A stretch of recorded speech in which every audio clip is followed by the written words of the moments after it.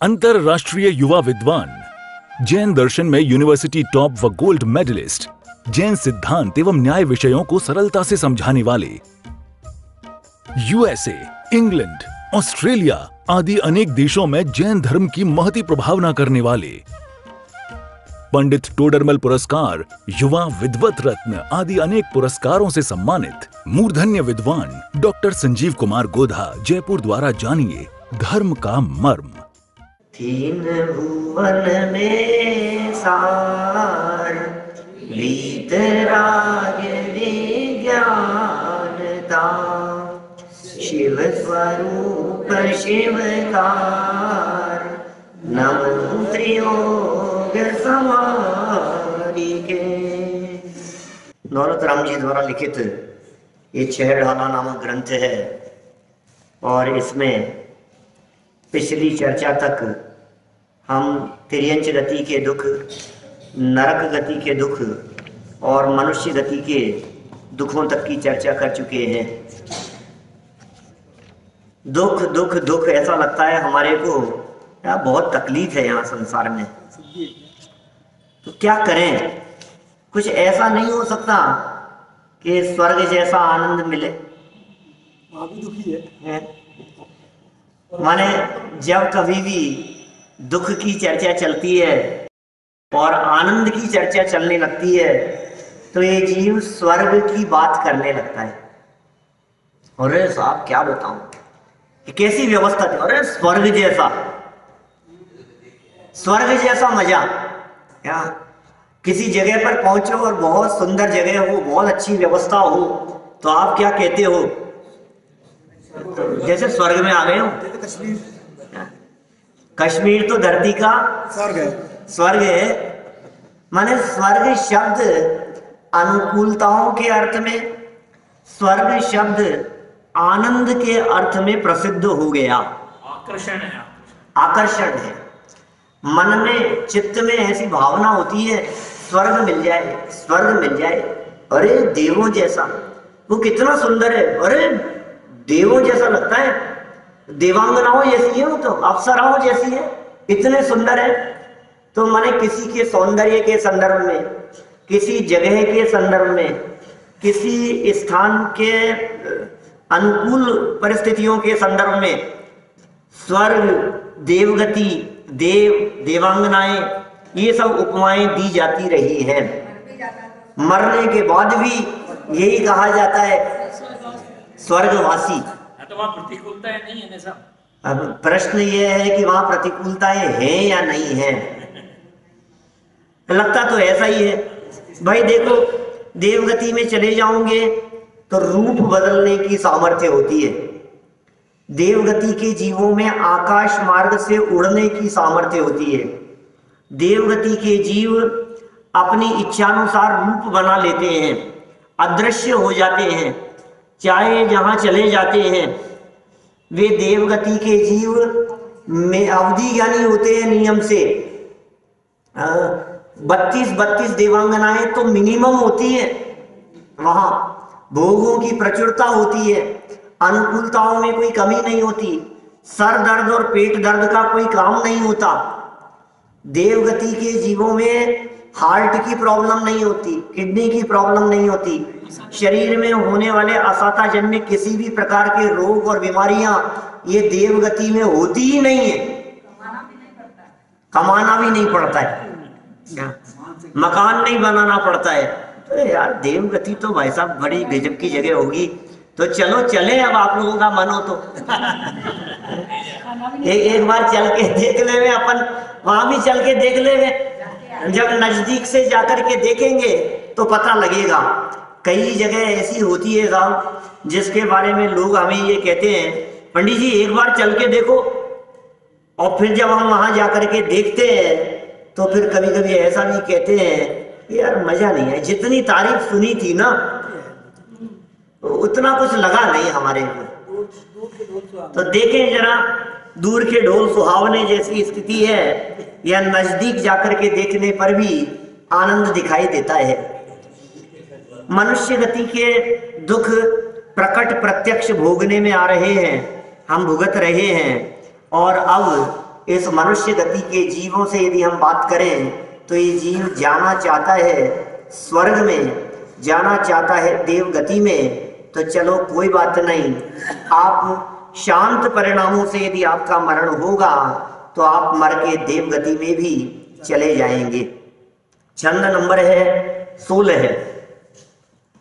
देव गति में भवनत्रिक, बस अब दुख तो पता नहीं आपको लगेगा कि नहीं लगेगा, वो तो बात की बात है। ये जो टीका सहित जो पुस्तक मेरे सामने रखी है इसमें 13 नंबर का पेज है, छंद नंबर है 16, पहली ढाल का 16वां छंद निकाल लीजिए डायरेक्ट। कभी काम निर्जरा करे भवनत्रिक में सुर तन धरे, विषय चाह दावानल दयो मरत विलाप करत दुख सयो। क्या कह रहे हैं? कभी मनुष्य गति में रहते हुए या तिर्यंच गति के जीवों में भी, हमेशा नहीं, कभी यह जीव कर लेता है, ये क्या कर लेता है? अकाम निर्जरा, निर्जरा भी करता है, लेकिन कैसी निर्जरा कर लेता है? बोले अकाम। कभी अकाम निर्जरा करे, कभी अकाम, अकाम निर्जरा। निर्जरा तो बहुत अच्छी चीज होती है, निर्जरा अच्छी नहीं है। हाँ, निर्जरा तो हम जानते हैं, कर्मों के छूट जाने का नाम निर्जरा है। निर्जरा होती है तो मोक्ष होता है, लेकिन भाई निर्जरा को जनागम में 2 प्रकार का कहा है, एक सविपाक निर्जरा और एक अविपाक निर्जरा। विपाक शब्द का अर्थ होता है फल, जो निर्जरा फल देकर के हो वो सविपाक, स माने सहित, विपाक माने फल, तो फल सहित जो निर्जरा है वो है सविपाक निर्जरा। होती है, सबके होती है, होती रहती है ये निर्जरा, तो हर समय हो रही है। फल मिल गया, आपने कुछ पाप किया था, उसकी सजा मिल गई, अब क्या होगा? उसका छूट जाएगा वो कर्म। रिजल्ट मिल जाने के बाद एकेंद्रीय जीवों के भी, निगोदिया जीवों के भी, त्रियंचों के, मनुष्यों के, नारकियों के, सबके फल मिल जाने के बाद कर्म अपने आप बंधे नहीं रहते, छूट जाते हैं। काम हो गया तो छूट गया। ठीक उसी तरह से जिस तरह से आपके घर में प्रयोग किए जाने वाले गैस के सिलेंडर, गैस सिलेंडर का क्या हुआ? यूज में नहीं आ रहा है तो भरा हुआ है, जितना जितना यूज में लेते चले गए, अब है क्या उसमें? वो गैस खत्म हो गई। तो जो यूज में आ गई वो खत्म हो गई। जिस कर्म ने अपना फल दे दिया वो कर्म खत्म हो गया, उसकी निर्जरा हो गई। ये है सविपाक, लेकिन ये काम की नहीं होती। एक दूसरी निर्जरा है, वो है अविपाक, बिना फल दिए हुए जो कर्म निर्जरित हो गए वो काम की है। तो इस तरह से ये निर्जरा के 2 प्रकार, 2 भेद मिलते हैं शास्त्रों में। एक और शब्द मिलता है अकाम और सकाम। काम शब्द का अर्थ शास्त्रों में किया गया इच्छा। काम माने है इच्छा, इच्छा पूर्वक होने वाली निर्जरा सकाम निर्जरा है, और अनिच्छा से होने वाली निर्जरा अकाम निर्जरा है। क्या कहा? वापस बोलता हूं, ध्यान देना। क्या कह रहे हैं? सकाम माने इच्छा सहित निर्जरा। हजारों बार इस तरह की परिस्थितियां होती है कि आप करना तो नहीं चाहते थे, लेकिन फिर भी आपने कर लिया। संयम, नियम, त्याग, व्रताधिक का पालन मजबूरी में ही हो गया, लेकिन शांत परिणामों से सहा तो निर्जरा अकाम निर्जरा कहलाती है। जैसे देखो मैं आपको बताऊं, एक व्यक्ति, उस व्यक्ति ने सुबह कहीं जाना था तो घर से बिना खाए पिए निकल गया,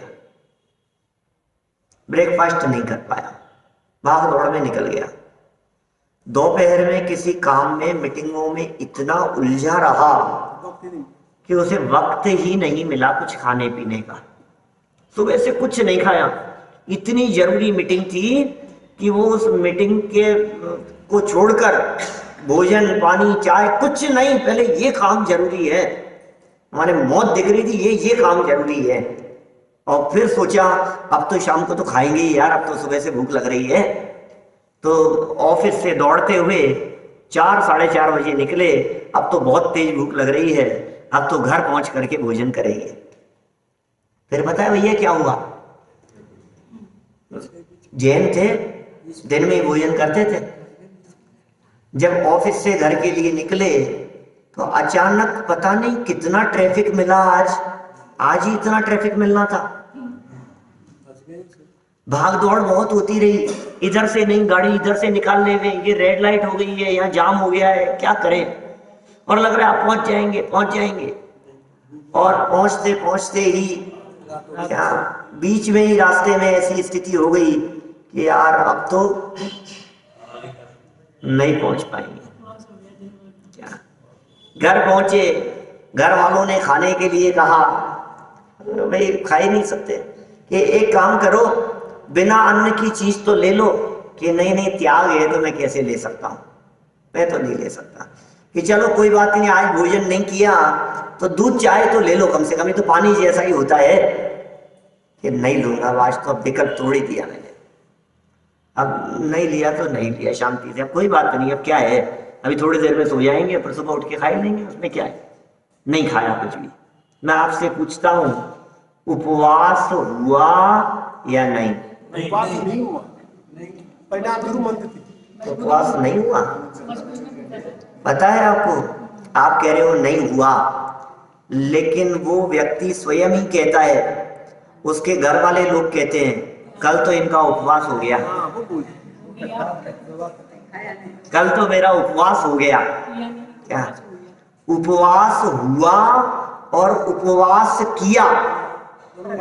अब देखो, जब इन्होंने कहा, घर वालों ने कहा कल तो पता है साहब, कल तो इनका उपवास हो गया, तो सामने वाले ने पूछा यार कल तो अष्टमी चौदस भी नहीं थी, कल तो कुछ नहीं था, कल तो कोई पर्व भी नहीं था, कोई तिथि नहीं थी, कल क्यों किया इन्होंने उपवास? इन्होंने किया नहीं, कल क्यों किया आपने?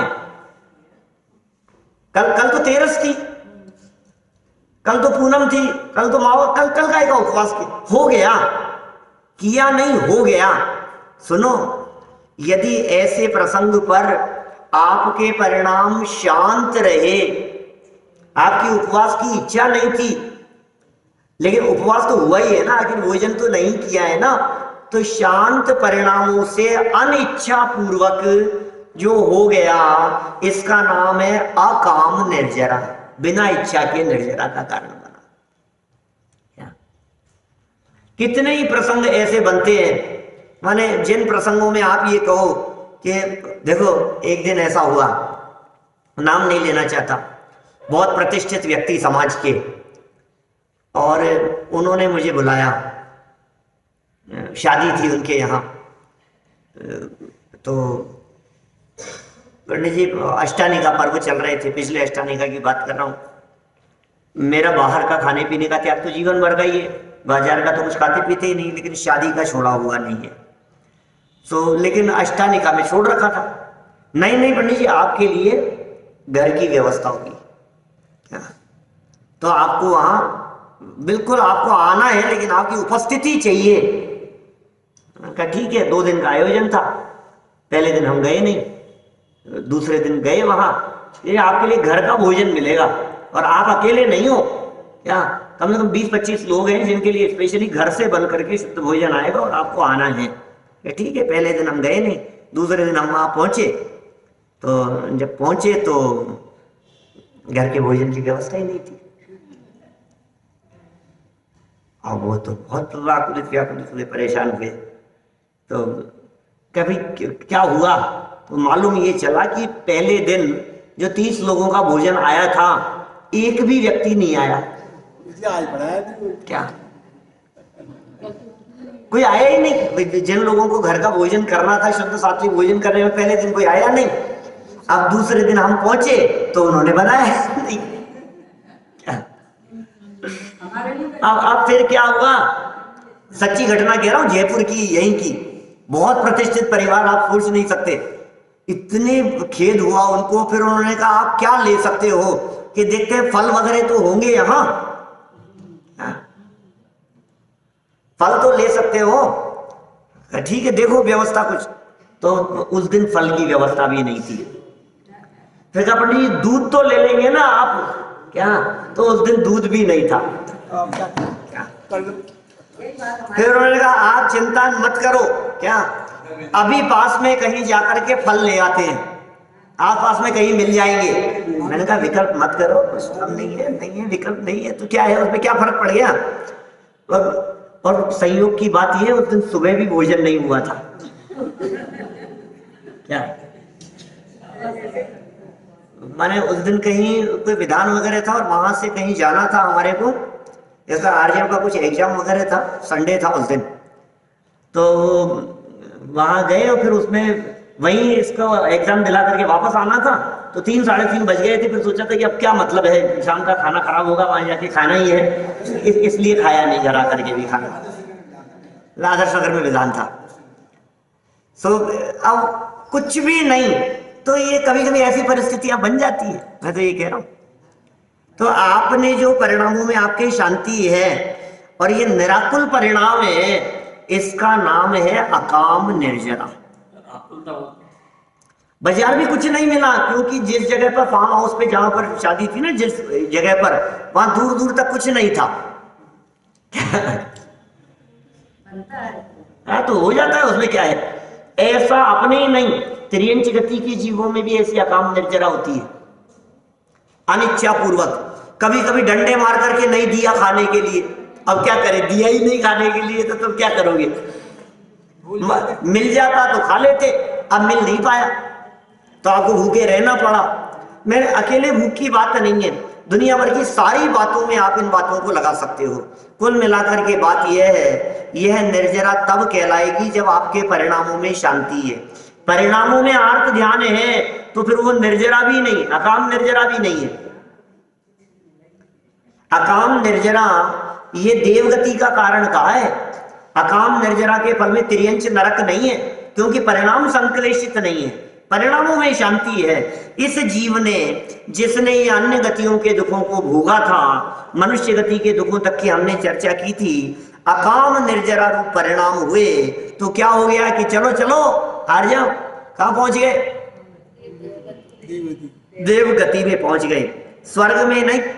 ध्यान रखना, स्वर्ग और देवगति में फर्क है। देवगति में भवनवासी, व्यंतर, ज्योतिष, वैमानिक, ये चारों शामिल होते हैं, वो देवगति है। जब स्वर्ग शब्द कहा जाता है तो अकेले वैमानिक देव आते हैं। स्वर्ग 16 है ना, अब हमने कहा व्यंतर 16 स्वर्गों में से कौन से स्वर्ग में रहते हैं, इसलिए व्यंतर स्वर्ग वाले नहीं होते। भवनवासी 16 स्वर्गों में से कौन से स्वर्ग में है, बोले भवनवासी स्वर्ग के देव नहीं है। कि ज्योतिष देव, बोले वो भी स्वर्ग के देव नहीं, देव तो है, देव गति के तो है, स्वर्ग के नहीं है। स्वर्ग और देव गति का अंतर। तो ये कह रहे हैं भवनत्रिक में सुर तन धरे। भवनत्रिक, भवनवासी, व्यंतर और ज्योतिष्क, इन 3 प्रकार के देवों के लिए भवनत्रिक शब्द मिलता है। भवनवासी, व्यंतर और ज्योतिष, ये कहलाते हैं भवनत्रिक। इन तीनों में से किसी एक में जाकर तन वैक्रियक शरीर को धारण कर लिया, मजा आ गया, मैं तो देव बन गया, देव बन गया, मैं तो देव गति में आ गया। व्यंतर हो चाहे भवनवासी, भाई अनुकूलताएं तो सब जगह है। नियम से जन्म समय में सभी भवनत्रिक नियम से मिथ्या दृष्टि ही होते हैं। शारीरिक तकलीफ तो कहीं नहीं है, ये पढ़ाई का टेंशन तो कहीं नहीं है सात्विक। वहां जाकर के तो पढ़ने लिखने का चक्कर नहीं है कुछ भी। तो टेंशन हो, एग्जाम का टेंशन हो, कंपटीशन की तैयारी चल रही हो, इन सारी झंझटों से तो मुक्ति मिल जाती है। हाँ, ये तो यार बहुत अच्छा है यार, अपन तो फिर तो चले देवगति में। तो सुनो तो सही आगे, और तकलीफ क्या है वहां। भाई झंझट तो दूसरी लाइन में बता रहे हैं, सबके झंझट अलग अलग प्रकार के होते हैं। क्या क्या चाची जी, आपके झंझट अलग प्रकार के हैं क्या, और उनके ढोलिया जी के झंझट अलग प्रकार के। चावड़ा जी, आपके झंझट अलग प्रकार के, लक्ष्मी जी साहब आपके अलग प्रकार के झंझट है क्या, और मनोज जी भाई साहब आपके झंझट अलग प्रकार के हैं। बच्चों के झंझट अलग होते हैं, युवाओं के झंझट अलग होते हैं, सर्विस वालों की तकलीफें अलग प्रकार की होती है, तो बिजनेस वालों की तकलीफें अलग प्रकार की होती है, मकान मालिक की तकलीफ अलग प्रकार की है, तो किराएदार की तकलीफ अलग प्रकार की है, सबकी तकलीफें अलग अलग प्रकार की होती है। देखें जरा देवगति में क्या हाल है। ये मनुष्य गति वाले दुख तो देवगति में नहीं है, लेकिन देवों के दुख अलग प्रकार के हैं। गरीबों के अलग दुख होते हैं, तो पैसे वालों के अलग दुख होते हैं। छोटे मकान में रहने वालों के अलग दुख होते हैं, अरे यार इतने से मकान में रहते हैं, तो बड़े मकान में रहने वालों के अलग होते हैं कि अरे राम कौन साफ सफाइयां करते रहे, क्या झंझट है, इतना बड़ा मकान है, इससे अच्छे छोटे में आ जाओ। 2 दिन यदि काम वाली झाड़ू पोंछे वाली नहीं आए तो घर ऐसे लगता है कि ये क्या कहाँ रह रहे हैं लोग, इनकी अलग तकलीफ है। बड़े मकान वाले लोगों को मैंने कहते हुए सुना है ऐसा कि यार अपन तो छोटे में चल चलते। घर के मकान वालों को भी तकलीफ है, बंगले वालों को भी तकलीफ है, वो कहते हैं फ्लैट में चले जाते, फ्लैटों में आराम है, सिक्योरिटी मिलती है, लिफ्ट मिलती है, फैसिलिटी मिलती है, हर प्रकार की सुविधाएं फ्लैटों में मिलती है। वो कहते हैं, फ्लैट वाले कहते हैं अपने मकान की तो बात ही कुछ और है, वो तो निजी बंगला हो तो फिर बात ही क्या है, और बंगले वाले कहते हैं कि फ्लैट में चले जाओ। कहने का मतलब ये है, या संसार में जीव सुखिया कोई नजर नहीं आता, इस संसार में सुखी जीव तो कोई नहीं है। चलो अंबानी बंधुओं से मिले आए, चलो बिरला जी का इंटरव्यू लेकर के आए, चलो टाटा जी के पास चले, बोलो, चलो लक्ष्मी मित्तल के पास चले, चलो आप उनका इंटरव्यू लो, आप तो बहुत सुखी होंगे ना साहब। घर में सबके अपने अपने दुख हैं, अरे इनकी छोड़ो, अभी तो अपन भवनत्रिकों के पास में चल रहे हैं। पूछो भवनवासियों से, पूछो व्यंतरों से, पूछो ज्योतिष देवों से कि आपकी क्या स्थिति है। तो दूसरी लाइन में कहते हैं, विषय चाह दावानल दयो और मरत विलाप करत दुख सयो। विषयों की चाह रूपी दावानल जल रहा है। दावानल, जंगल में लगी हुई अग्नि को दावानल कहते हैं। भाई साहब छोटे, समझ में आ रही है बात? जंगल की अग्नि ये दावानल कहलाती है, भयंकर अग्नि जली हुई है। पेट की अग्नि को जठराग्नि कहते हैं, समुद्र की अग्नि को बड़वानल कहते हैं। क्या?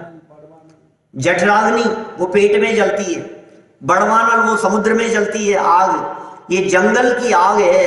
अरे ऐसी आग लगती है हजारों किलोमीटर घंटों में जल करके साफ हो जावे, ऐसी आग होती है जंगल की आग। बुझाने में कोई समर्थ नहीं होता। तो वहां जंगल की आग, देवगति में भी जंगल है क्या? अरे सुन तो सही, विषयों की इच्छा रूपी दावानल जल रहा है। आग जल रही है अंदर, मन जल रहे हैं, दिल जल रहे हैं, कषायों की आग में जल रहा है, धधक रहा है, अंदर से पीड़ित हो रहा है। बाहर में तो आग नहीं है, अग्नि का काम नहीं है। वहां देवगति में आग नहीं जलाई जाती, वहां गैस सिलेंडर नहीं होते, वहां माचिस का काम नहीं है, वहां लाइटर का काम नहीं है देवगति के जीवों में, लेकिन आग जल रही है। बोले कैसी? कि आपके मन में आग जल रही है। द्वेष की अग्नि, कषायों की अग्नि, राग द्वेष की अग्नि, क्रोध की अग्नि, मायाचार की अग्नि, छल कपट की अग्नि। दग्ध हो रहे हैं इन परिणामों से। पांचों इंद्रियों को विषयों की भोगने की चाह, मैं भोग लूं, मैं भोग लूं, भोग नहीं पा रहा है, और भोगने की इच्छाएं अंदर में जल रही है, जलाई जा रही है वो इच्छाएं। सामग्री भी है, भोगने की शक्ति भी है, दोनों बातें हैं। सामग्री भी है, भोगने की शक्ति भी है, लेकिन पीड़ित होता है दूसरों को देख देख करके। अरे इनके पास में कितना वैभव, इनके पास में कितना वैभव है। अरे ईर्ष्या से दुखी है। देवगति के जीवों में दुखी ईर्ष्या भाव का है, जलन है, पीड़ित है।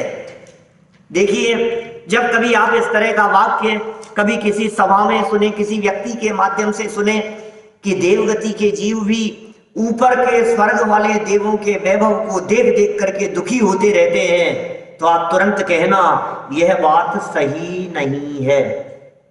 ऊपर के जाइए। क्योंकि कोई भी देवगति के जीव, स्वर्ग के जीव, ये अपने से ऊपर स्वर्ग वाले के वैभव को देख नहीं सकते, ऐसा नियम है। अपने से ऊपर वाले स्वर्ग वाले देव है ना, उनको वो देख नहीं सकते, ऐसी व्यवस्था होती है। ऊपर वालों को नीचे तो दिखता है, नीचे वालों को ऊपर नहीं दिखता। कृष्ण साहब नहीं देख पाते, क्या बात कर रहे हो? अरे देख लेवें तो दुखी नहीं हो, सुखी हो जाए। क्यों? क्योंकि ऊपर के स्वर्ग वालों के पास वैभव ज्यादा नहीं है, वैभव कम है।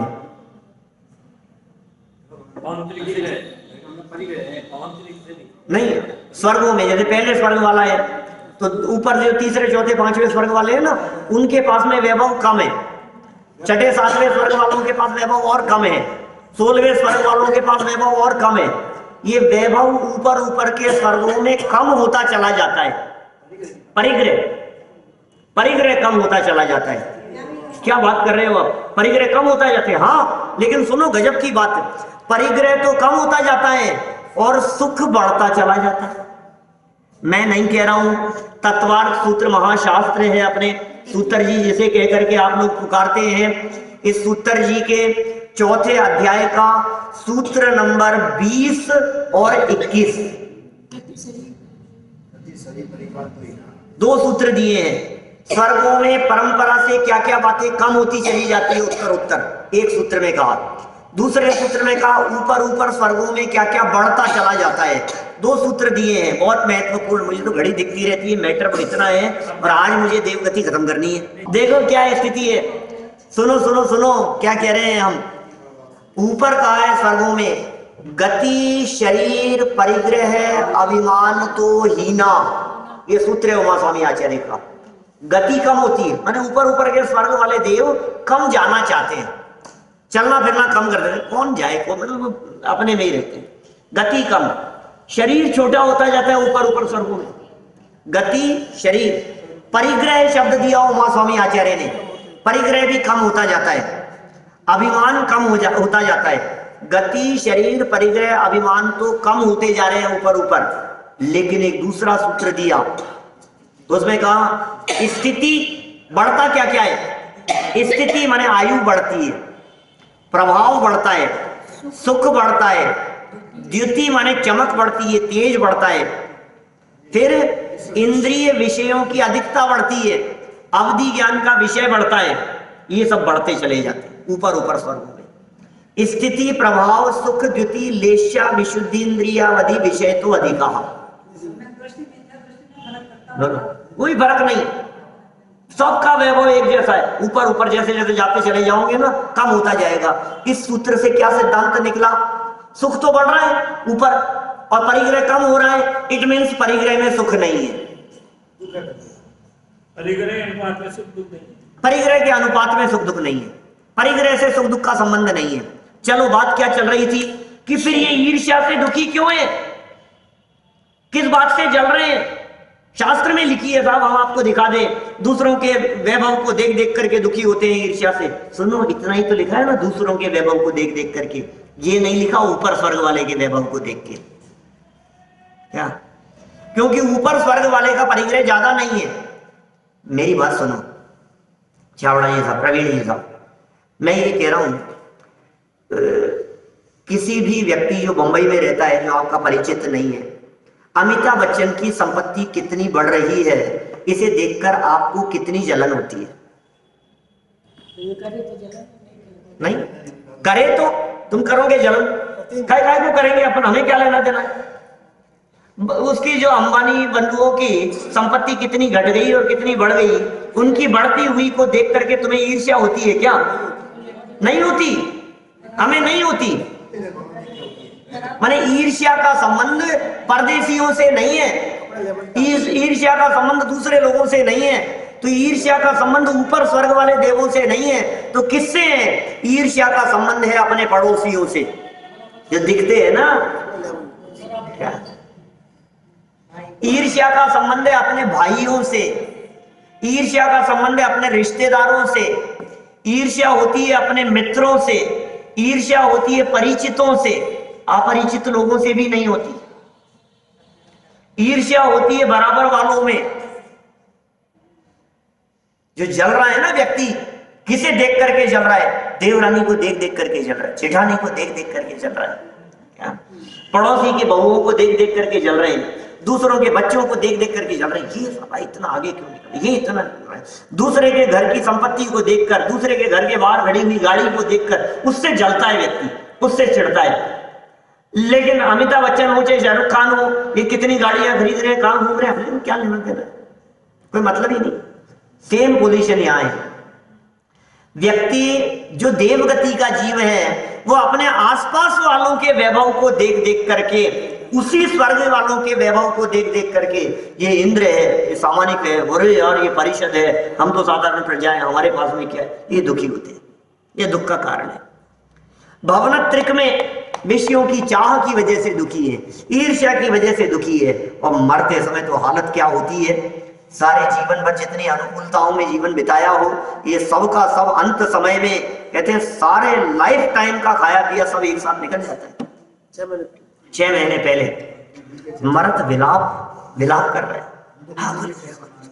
पीड़ित हो रहा है, जलन चल रही है अंदर में, इतनी इतनी पीड़ा और इतनी आकुलता व्याकुलता हो रही है, हम सोच नहीं सकते।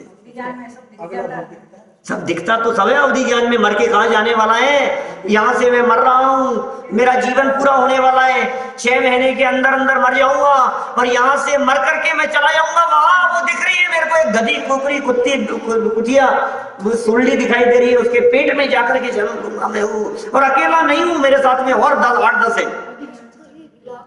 और जैसे ही वहां जन्म होगा, और जन्म होती खाने को कुछ नहीं, ओ ये हालत देख रही है, ये सारा वैभव छूटता हुआ नजर आ रहा है, ये सारी रिद्धियां छूटती हुई नजर आ रही है, ये जितनी देवांगनाएं, जितनी संपत्ति, जितना वैभव, जितनी अनुकूलताएं, जितना निरोगी शरीर, ये सब छूटता हुआ नजर आ रहा है, और वहां जाकर के जन्म लेना है। ये नियोग है उन देवगति के जीवों के बारे में अपने आप ही, कि मरने के 6 महीने पहले ऑटोमेटिक आपके अवधि ज्ञान की वो बत्ती जलेगी और आपको दिख जाएगा कि कहां जाने वाले। ऑटोमेटिक है अवधि ज्ञान, तो जीवन भर होता है, लेकिन क्यों देखे, कहां जाएंगे। जीवन भर अवधि ज्ञान था, लेकिन प्रयोग करा या नहीं किया, अंत में 6 महीने पहले तो पता लगता ही लगता है, और फिर विलाप करते रहते हैं, फिर आकुलता व्याकुलता होती रहती है, फिर कुछ अच्छा नहीं लगता है। तुम्हें बता दे 3 दिन बाद में मरना है, बोलो क्या खाओगे, अरे मेरे से तो कुछ नहीं खाया, मुझे तो बचा लो बस, क्या परिणाम मिलता है अपने बना ले डोसे, आज तो छुट्टी का दिन है, बोलो कि नहीं भाई। क्या आप सोचो, जो लोग लड़ रहे हैं वहां सुप्रीम कोर्ट में, उनकी अभी क्या चल रही होगी धक-धक, आधे घंटे बाद में फैसला आने वाला है अयोध्या का।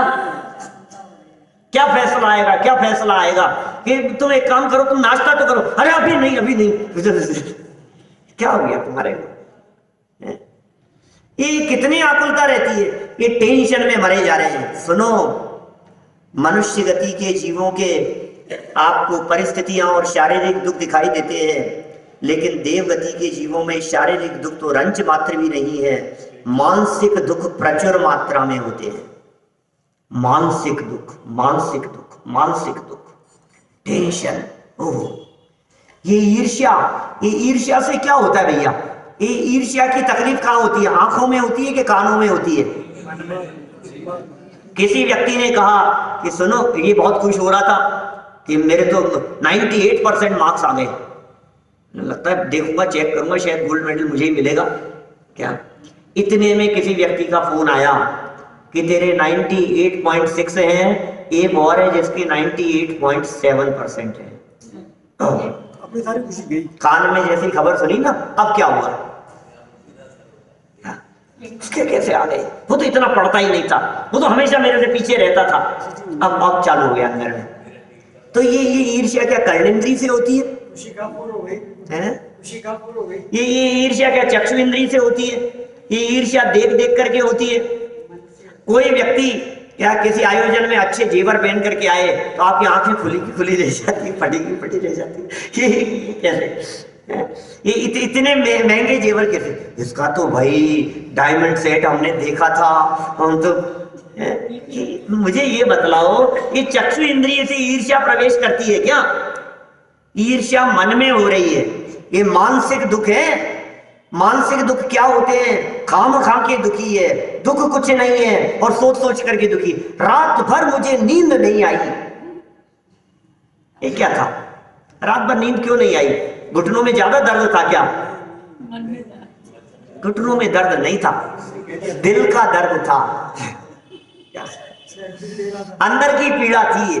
सोच सोच करके दुखी था, सोच सोच करके परेशान है। सोच सोच करके परेशान है तो तू सोचता क्यों है? क्या ये मानसिक दुख देवगति में बहुत ज्यादा होते हैं। मैं कभी कभी जब ये प्रसंग चलता है तो मैं एक उदाहरण नियम से देता हूं इस प्रसंग में, और वो उदाहरण इतना है, इतना सटीक लगता है मुझे, अपना ही चिंतन का है और क्या है।